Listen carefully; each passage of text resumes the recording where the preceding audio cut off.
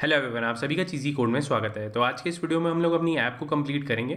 जो भी चीज़ें पेंडिंग है उसको कंप्लीट करेंगे। तो सबसे पहले यहाँ पे मैं दो एक्टिविटी बनाऊंगा। एक हमारी रिजल्ट की एक्टिविटी होगी जिसमें हमारा रिजल्ट डिस्प्ले होगा, और एक हमारी लॉग आउट करने के लिए प्रोफाइल एक्टिविटी बनाऊंगा। वहाँ पे आप यूज़र की प्रोफाइल दिखा सकते हैं। वहाँ पे हम लोग लॉग आउट का बटन लगाएंगे जो हमारे फायरबेस से लॉग आउट करवाएगा हमें। तो यहाँ पे आप देख सकते हैं हमारे पास क्विजेज आ रहे हैं। मैं इस पर क्लिक करता हूँ और यहाँ पे मैं आंसर सेलेक्ट करता हूँ। तो जैसे मैंने यहाँ पे सबमिट प्रेस किया है तो यहाँ पे आप देख सकते हैं हमारे पास लॉग आ रहा है जिसके अंदर हमारे पास यूजर्स के आंसर भी हैं और करेक्ट आंसर भी है।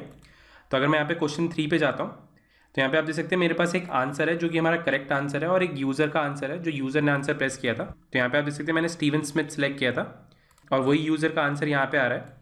तो ये जो हमने लॉग कराया है वो हमने यहाँ से कराया है। जो हमारा क्वेश्चंस का ऑब्जेक्ट है उसके अंदर करेक्ट आंसर्स भी हैं और जो यूज़र ने आंसर दिए हैं वो भी हैं। तो इसको हम लोग रिजल्ट एक्टिविटी पे पास करेंगे और रिजल्ट एक्टिविटी वहाँ पे स्कोर कैलकुलेट करेगी और आपको करेक्ट आंसर्स बताएगी। तो इसके लिए यहाँ पे मैं दो एक्टिविटीज़ क्रिएट करता हूँ। इसको यहाँ से कोलैप्स कर देते हैं और यहाँ पे दो नई एक्टिविटी बनाते हैं।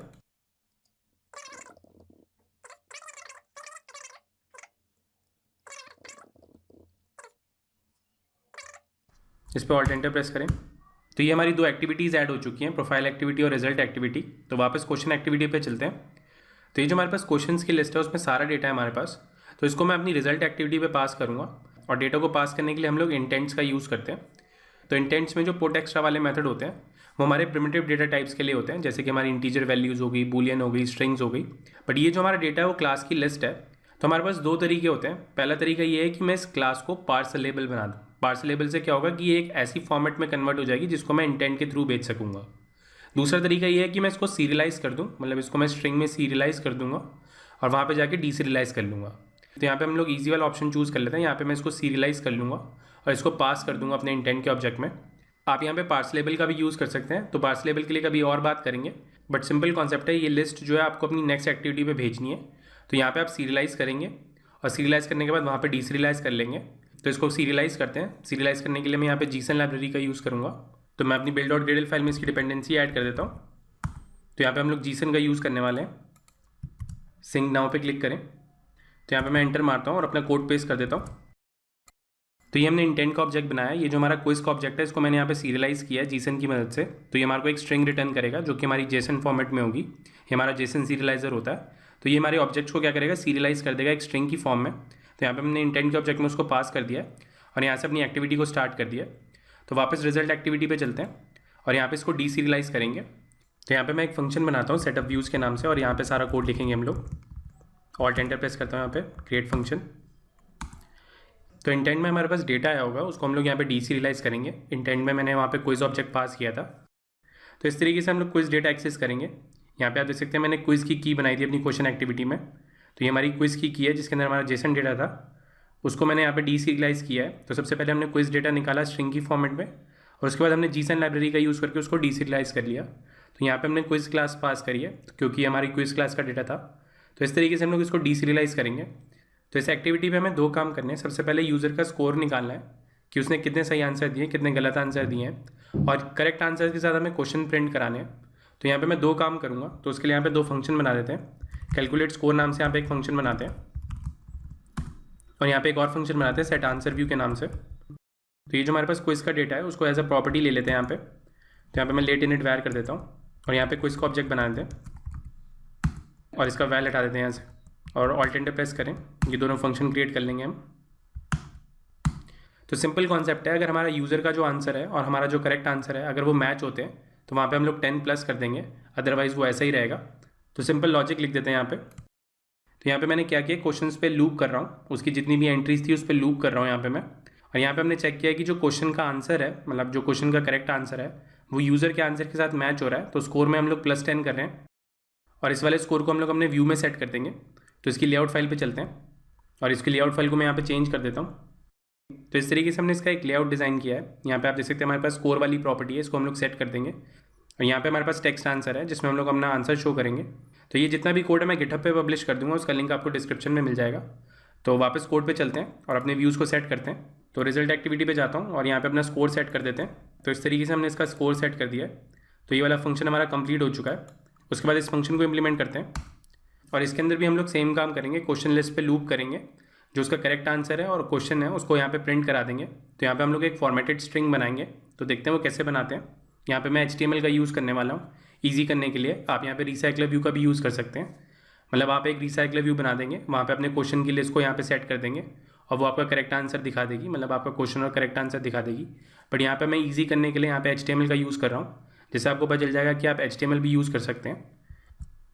तो इस कोड को देख के घबराइएगा नहीं, सिंपल सा ही लॉजिक है। यहाँ पे हमने स्ट्रिंग बिल्डर का ऑब्जेक्ट बनाया है और यहाँ पे मैं क्वेश्चन पे लूप कर रहा हूँ। अपने बिल्डर में मैं अपेंड कर रहा हूँ HTML। यहाँ पे हम लोग कलर डिफाइन कर रहे हैं और यहाँ पे मैंने लिखा है क्वेश्चन, जिसको मैंने यहाँ पे बोल्ड किया है।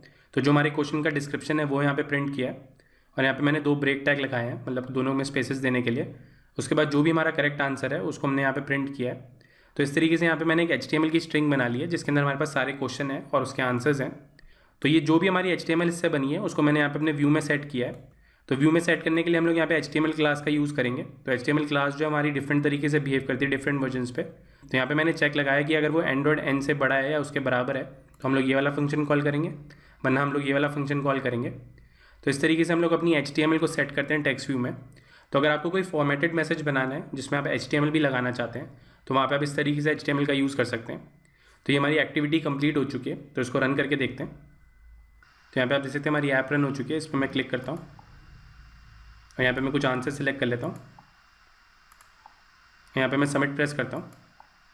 तो यहाँ पे आप देख सकते हैं हमारी रिजल्ट एक्टिविटी आ चुकी है। तो यहाँ पे मैंने एक ही क्वेश्चन का सही आंसर दिया था, इसलिए यहाँ पे स्कोर मेरा 10 आ रहा है। बाकी आप यहाँ पे आंसर देख सकते हैं और क्वेश्चन आ रहे हैं। तो यहाँ पे दोबारा से इसको अटैम्प्ट करते हैं। तो यहाँ पे मैं मैरी क्यूरी सेलेक्ट करूँगा, नेक्स्ट। यहाँ पे मैं थर्मामीटर सेलेक्ट करता हूँ और यहाँ पे विराट कोहली को सिलेक्ट करते हैं, सबमिट प्रेस करता हूँ यहाँ पे मैं। तो यहाँ पे आप देख सकते हैं 30 स्कोर आ रहा है और ये हमारे करेक्ट आंसर्स हैं। तो इस तरीके से हम लोग अपनी रिजल्ट एक्टिविटी बनाते हैं। तो प्रोफाइल एक्टिविटी पे चलते हैं और उस पर कोड लिखते हैं।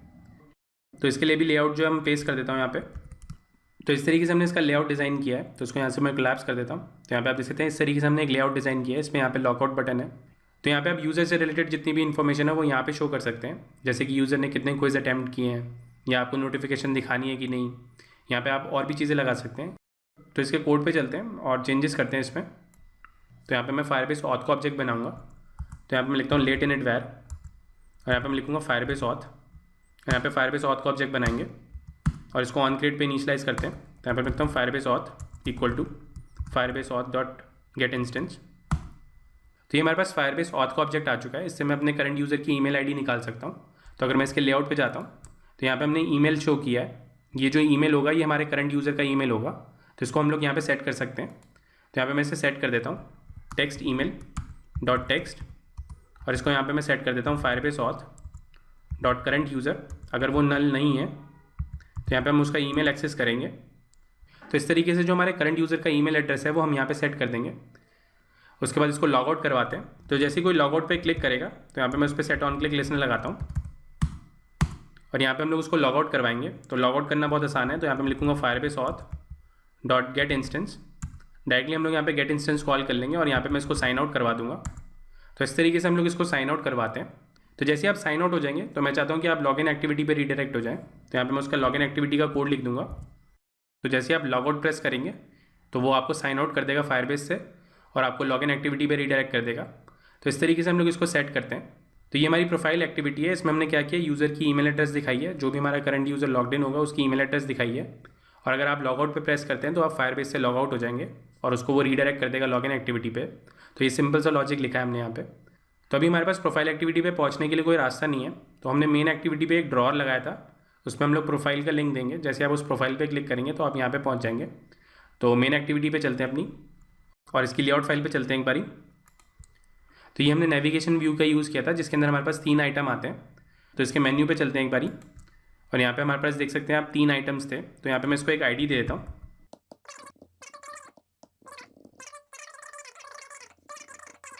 तो इसके लिए कोड लिखते हैं यहाँ पे और यहाँ पे इसके आइटम का क्लिक लिस्टनर लगाते हैं।